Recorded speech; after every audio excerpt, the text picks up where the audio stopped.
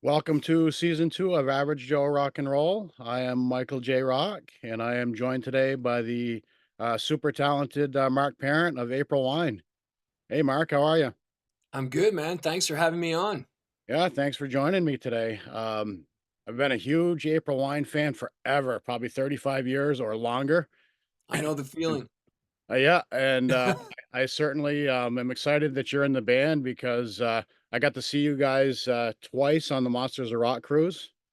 And, Cool. I'll tell you, there's no replacing Miles Goodwin, but, you're a pretty good number 2, so, Well, thanks, man. I appreciate it.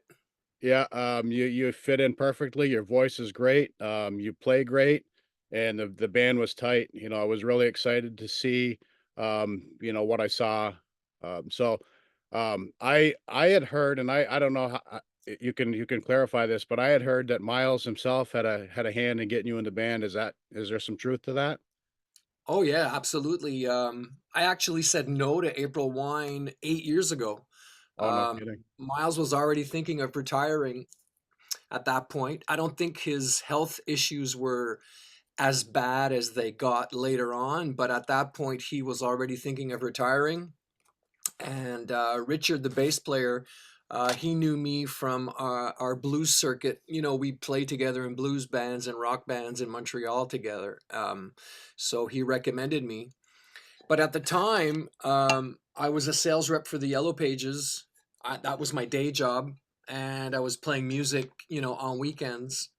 After struggling for about 20 years as a full-time musician, after a while, I just said, okay, enough of this starving to death. So I just got a real job, and at that point, I had just gotten a baby girl, my first child. So the timing just wasn't right. And I actually said no to April Wine, and I remember like talking to my friends and going, "Fuck, man, I can't believe I just said no to April Wine."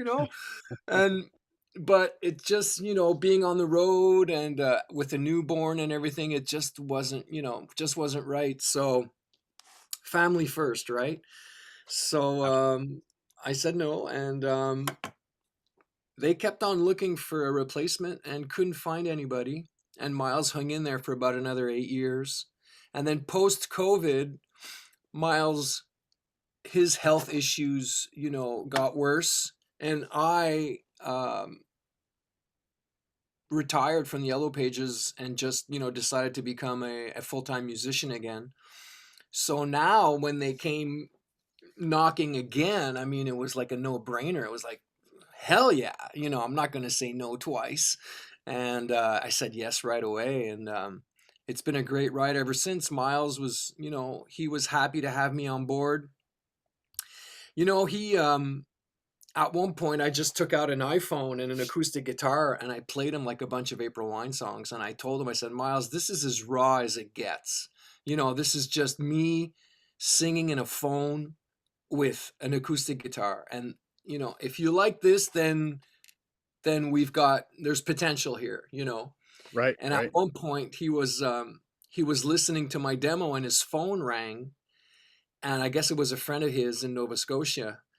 And Miles said, "So what do you think of this?" And his friend just said, "Well, what? That's just you singing and playing guitar, you know." And whoever that guy was, man, he got me the gig, because Miles figured, man, if one of my best friends thinks that that guy is me singing and playing guitar, then we're on to something. So that's when he said, okay, you got the gig. His buddy just thought it was Miles and it was me. So That's there you go. awesome. That's Yeah. awesome. Yeah, Uh, I owe that guy a beer. I don't know who he was, but I owe him a beer. yeah, well, if he listens to this podcast, and he'll be calling you.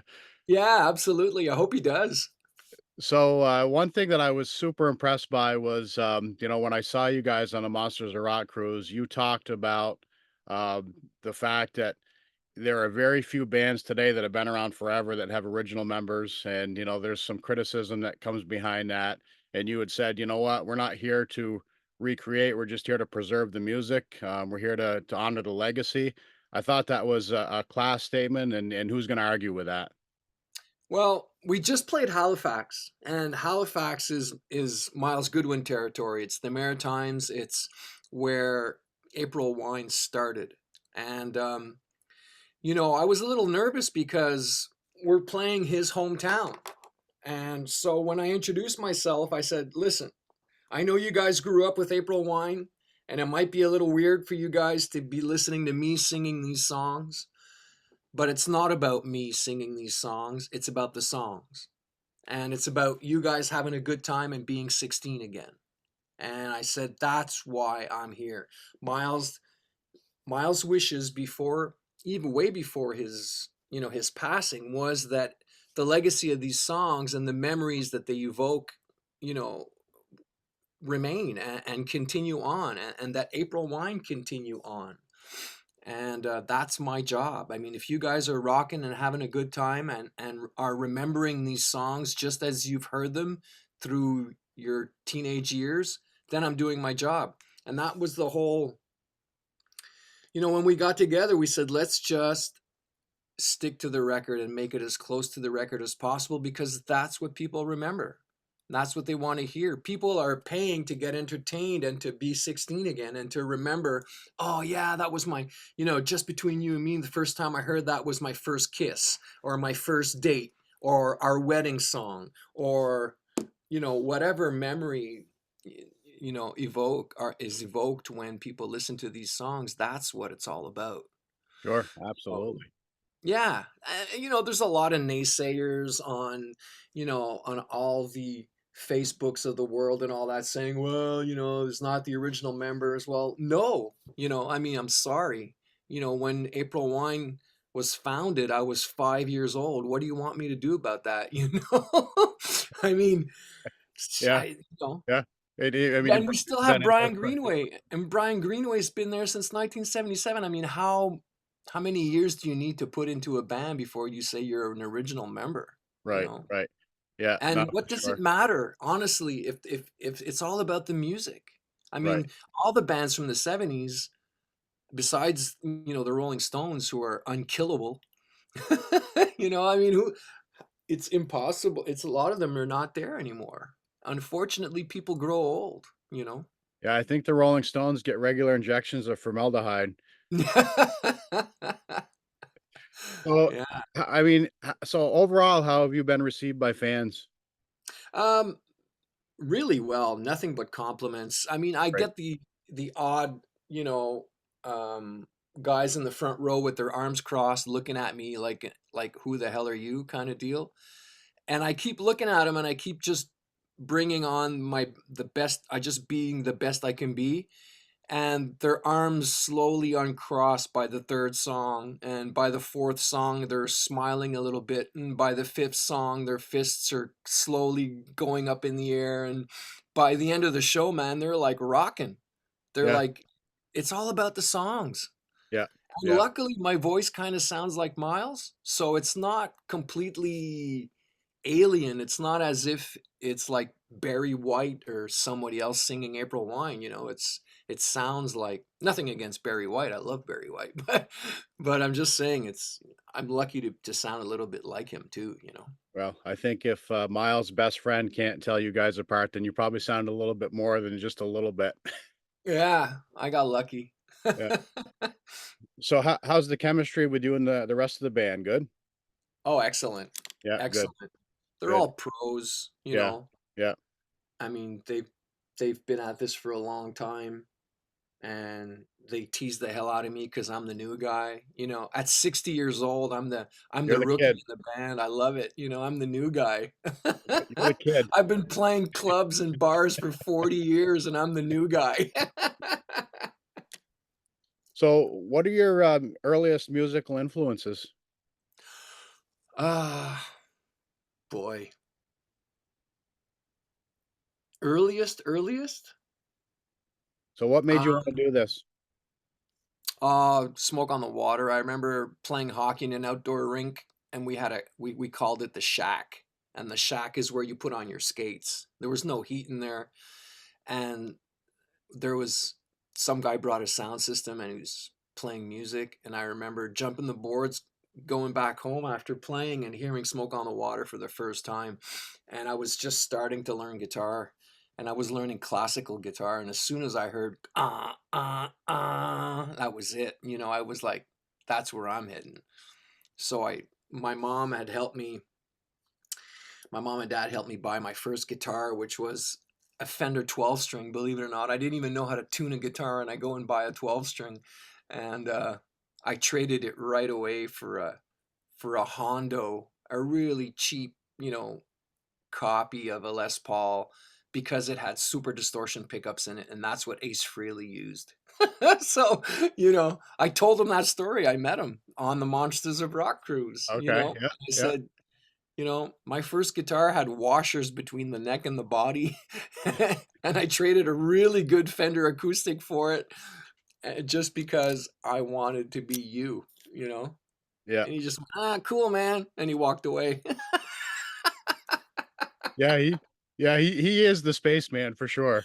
Oh, dude. Wow. No, actually, before I met him on the Monsters of Rock cruise, I got lucky.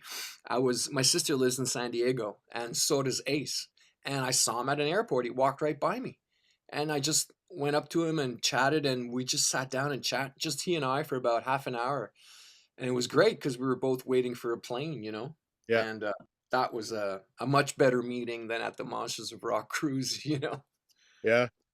That's funny. It was last year, 2023, after the Monsters of Rock cruise, sitting in an airport in Orlando, and I met Jimmy Bell. I don't know if you know Jimmy or not, but kind of the same experience. I sat there and talked with him for a good hour. Yeah. Yeah, Yeah. pretty cool. They're legends, but, they're still just regular guys Absolutely, when you get them in that kind of situation. absolutely. Yeah, yeah. Um, so are you doing any side projects right now, or are you just focusing on April Wine?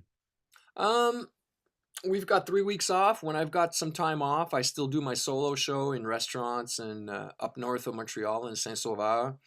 I've got a gig on Saturday. I'm just replacing a friend of mine who's playing with his band, and he had to fly back to Portugal, so I'm just sitting in as the front guy with his band.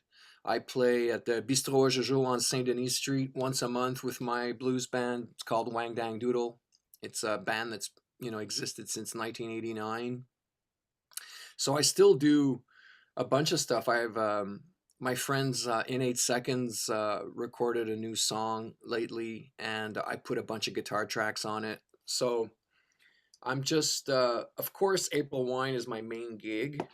Um, but if April Wine are not playing and I can go play elsewhere, and I don't have my daughters to take care of because I'm a single dad, so every second week I don't have my daughters.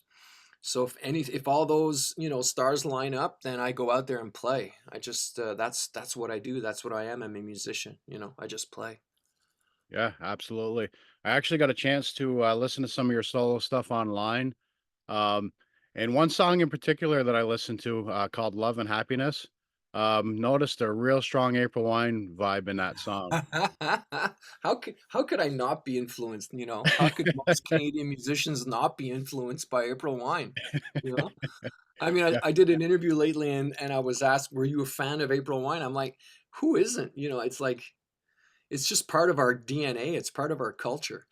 I never, to be quite honest, as a teenager growing up, I was buying Boston, Styx, Led Zeppelin, Beatles, Genesis, Yes, Gentle Giant. I was buying a lot of progressive rock records and classic rock records, but I never bought an April Wine album, and I didn't need to because I was always listening to the radio, and it was always on the radio. yeah, So, Shea 106 in Ottawa was always playing April Wine, and they still are.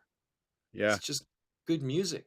When I was growing up, I listened to a lot of Shom FM 97.7, Yeah. and they played a ton of April Wine. And Roller, yesterday picking up my girls at school, Roller came on, and I'm like, "Hey, girls, there's Daddy's band."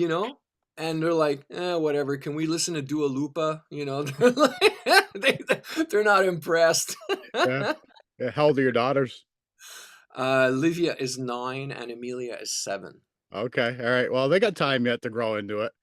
Well, they heard me practicing a lot, so I heard, this might be a rumor, but I hear that when they're at their mom's place, sometimes Livia shows her friends some videos of her dad playing an April Wine. So that Okay. I kinda Yeah. get a kick out of that, you know? Yeah. Why wouldn't she be proud of her dad, right? Yeah, yeah. Yeah. So, is there any plans for, any new April Wine music? Have you guys talked about that? Um, well, Miles recorded or Miles, has a bunch of snippets in his phone, you know? So I don't know what, Kim is gonna do with that. Kim is Miles's, widow, and, she's in charge of, April Wine Entertainment and all the music and all that, so, um, she has to go through that stuff and with either with us or with other musicians in Nova Scotia, um, decide are there potential April Wine songs in there.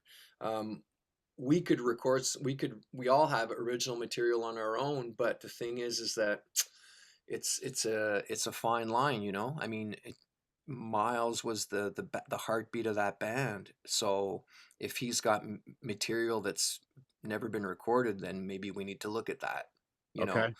and see where what we can do with that. So definitely looking at that right now. We were when we were in Nova Scotia, we listened to a live recording of Miles's last concert. So there's going to be something in the works there for sure. Yeah. That'd be great to hear some new stuff. I'm sure there's some legalities around a lot of that stuff, Oh yeah. Oh for yeah, for sure. sure. Yeah, yeah. Um, well, I live close to Burlington, Vermont, and that's where I've seen April Wine a lot. I've seen them in Montreal. Seen you guys in Montreal a few times, but mainly Burlington. And it's been a long time since you guys have been to Burlington. You need to come back. I agree. I agree. We're slowly getting back into the states. So yeah, definitely the northern states, Minnesota, we've been to Vegas, we've been to Michigan. We're going to Michigan, I think. And New York. So yeah, And definitely. We my have wife and I were looking at your tour dates this morning, actually, and we're looking at the Kingston show, oh man, possibly going so out there to see you excited about guys. opening for Steve Miller. Yeah, Oh my goodness. yeah, I play Steve Miller tunes in my solo show. no I mean, kidding. I'm a total absolutely. I'd play Keep On a Rockin' Me Baby, and I mean, you know, such great songs and such a character. He's another legend. I hope I Sure. get to meet him and shake his hand and let him know how much his music has touched me, and how much I listen to his music. Yeah. Yeah, it's gonna be pretty cool to open up for Steve Miller. That's about a 4-hour drive for us, so we're thinking about making the trip for sure. Oh yeah, It'll be a great absolutely. show. Great double bill. I'd say get your tickets this morning because I think that's gonna go fast. Okay. If it is, I mean, people are gonna line up to see Steve Miller, and we're in Kingston, Ontario. So I mean, April Wine is going to be a great add-on to that show.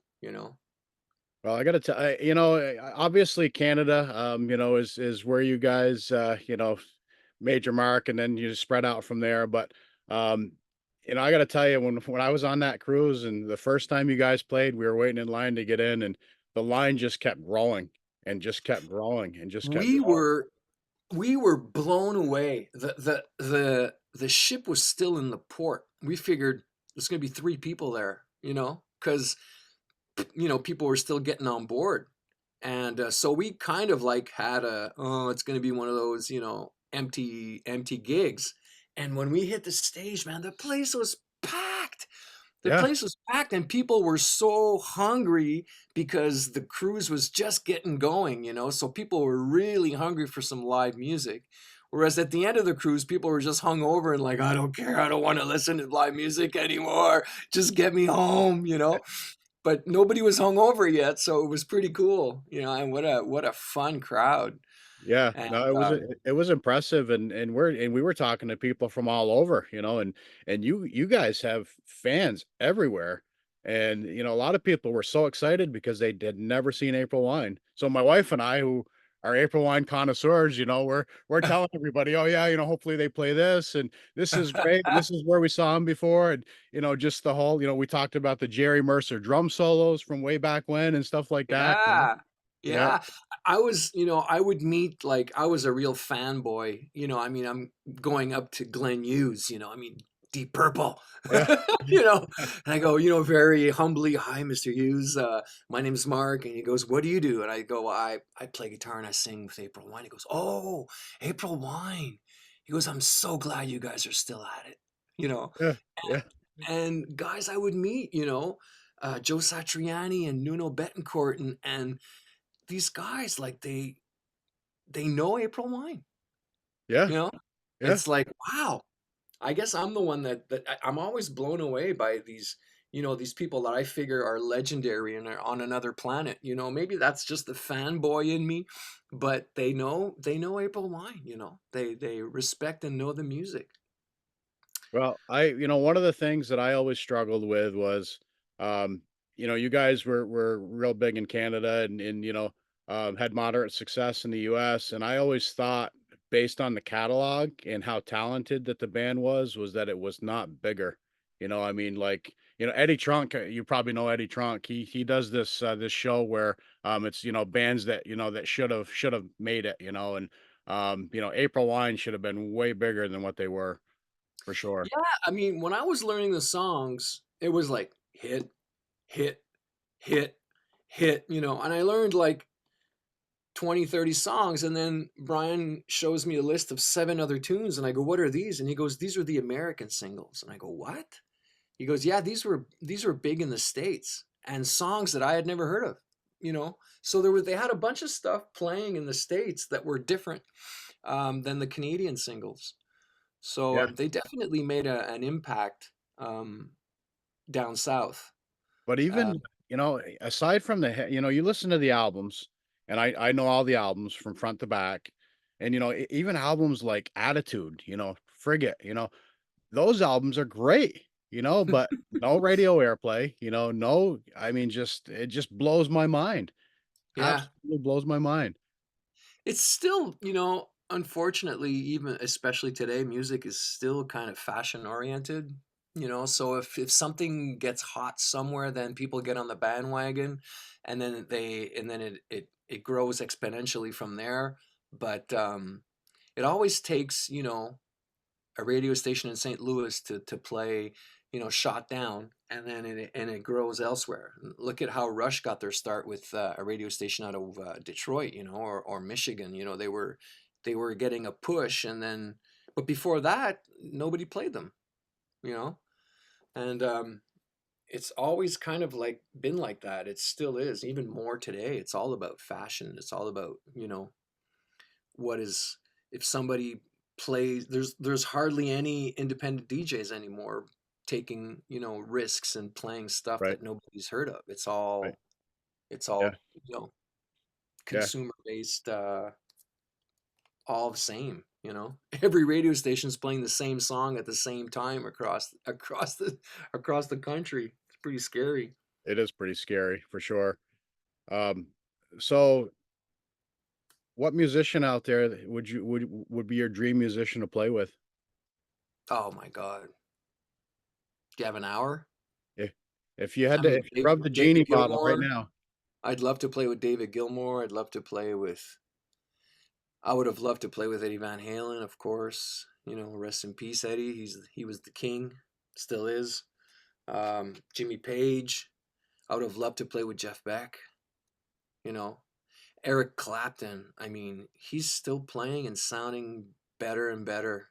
Yeah, So it's good. It's good for us guys who are hopefully have another 20 years in us, to know that if you take care of yourself, your vocals are just gonna sound better, and you play less because you don't have the chops and the dexterity that you used to have, but you say more with less notes. You're more musical. You try to sing. That's what I try to do is I try to sing more with my guitar playing, because I've never been like a super fast chops kind of guy anyways. I'll listen to Jeff Beck before Yngwie Malmsteen. Nothing against Yngwie, but I yep, just I can't do that stuff, so it doesn't touch me as much. yep, you know yeah, Gilmore, he plays one note, man, and it's like it's him. It's him. Yeah, I saw the, Pink Floyd back in the late '80s on the Momentary Lapse of Reason tour, after Roger Waters had left, and Right. that was a great show. Yeah. Gilmore carried that band. Yeah, for sure. I saw him at the in Lansdowne Park in Ottawa, but unfortunately, I smoked a joint before and I was too high to friggin' remember it. Oh, And no. I'm so pissed, because I'm, like, up there in the general admission with everybody, and I'm just like, I remember him playing the solo note for Comfortably Numb. That's, what I needed to remember, Right, but the right. rest was like, "Ah, dude, that shit was too strong." Yeah, no kidding, wow. Yeah. Yeah, so apparently he's working on some new material, so I'll be curious to hear some of that. Oh, it came out. I've heard a Oh, it track. did? Oh, It yeah. did? Yeah, there's a Okay. track out there. Oh, I'll check it out. Yeah, and he's already touring. He's already preparing a tour.